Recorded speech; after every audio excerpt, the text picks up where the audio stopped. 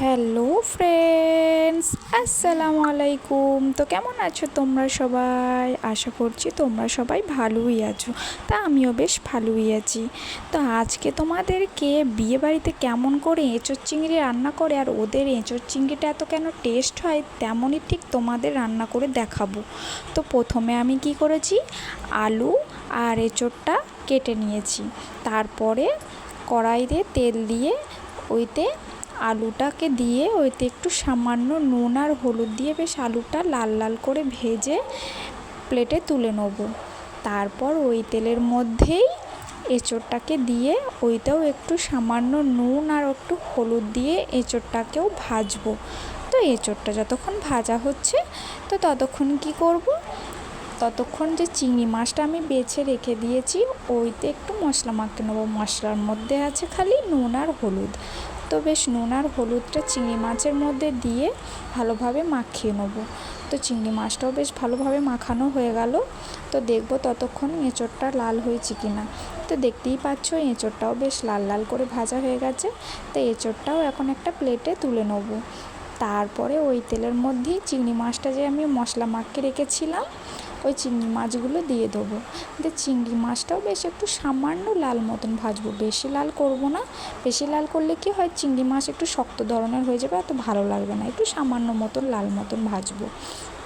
তারপর যখন চিংড়ি মাছটাও বেশ ভাজা হয়ে যাবে তখন কি করব, ওই কড়াইয়ের মধ্যে আর একটু সর্ষের তেল দিয়ে দেবো। দিয়ে ওতে কিছু গোটা গরম মশলা ফোড়ন দেবো। গোটা গরম মশলার মধ্যে আছে একটা তেজপাতা, দুটো শুকনো লঙ্কা, 3টে এলাচ আর 8-9টা মতন গোলমরিচ, আর কিছুই নেই। তো যখন বেশ ফ্লেভারটা তেলের মধ্যে ছেড়ে দেবে তখন ওতে পেঁয়াজ কুচি আর 4টে মতন কাঁচা লঙ্কা চেরা দিয়ে পেঁয়াজটাকে ততক্ষণ নাড়াচাড়া করব যতক্ষণ পেঁয়াজটার একটু কালারটা বাদামি ধরনের না হয়ে আসে। তো বেশ পেঁয়াজটার কালারটাও দেখতেই পাচ্ছ তোমরা, বেশ বাদামি ধরনের হয়ে এসছে। তো ওইতে কী করবো, আদা রসুনের পেস্টটা দিয়ে দেবো। দিয়ে আদা রসুনটা দেওয়ার পরেও বেশ ভালোভাবে একটু নাড়াচাড়া করব যতক্ষণ না আদা রসুনের কাঁচা গন্ধটা চলে যায়। তো তোমাদেরকে বলছি, এখনও যারা আমার এই যে চ্যানেলটা সাবস্ক্রাইব করোনি তারা অবশ্যই আমার চ্যানেলটা সাবস্ক্রাইব করে নাও। আর আমার ভিডিও যদি তোমাদের ভালো লেগে থাকে তাহলে কমেন্ট আর শেয়ার করে আর লাইক তো করবি, হ্যাঁ। তো আদা রসুনের তো তেলের যে কাঁচা গন্ধটা ছিল সেটা চলে গেছে। দিয়ে ওইতে কী করব, টমেটো কুচি দিয়ে দেবো। টমেটো কুচিটাও একটু বেশ নাড়াচাড়া করে ওইতে নুন দিয়ে দেবো। নুন দেওয়ার ফলে টমেটোটা ভালোভাবে নরম হয়ে যায়।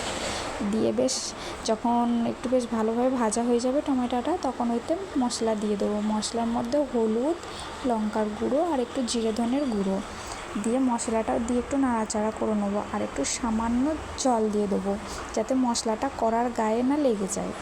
তারপরে মশলাটা বেশ ভালোভাবে একটু নাড়াচাড়া করে নেবো।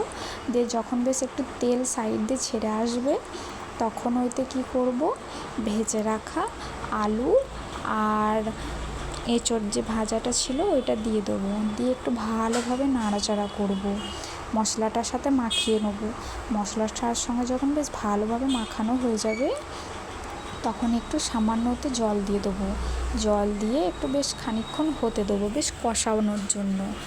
দিয়ে বেশ খানিকক্ষণ যখন বেশ একটু কষানো হয়ে যাবে আর মশলার এমনি যে আলুটার আর এঁচোড়টার সাইড দিয়ে যখন বেশ একটু তেল মতন বার হবে তখন ওইতে কী করব,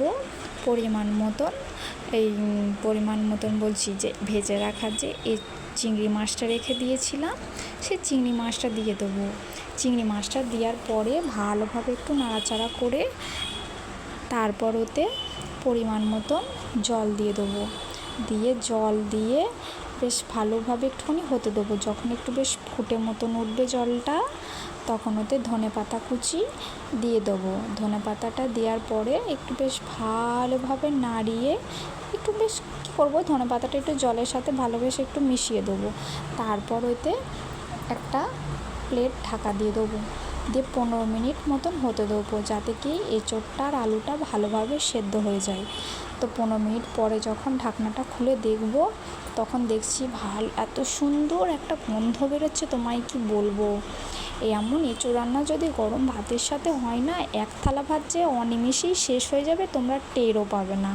তো এত সুন্দর গন্ধ বেরোচ্ছে, তোমাকে আর কি বলবো, না খেলে তো তোমরা টেরই পাবে না। তোমাদেরকে একটাই রিকোয়েস্ট করছি, এই রেসিপিটা একবার হলেও বাড়িতে ট্রাই করে দেখবে, আর কেমন লাগছে আমাকে অবশ্যই কমেন্টে জানাবে।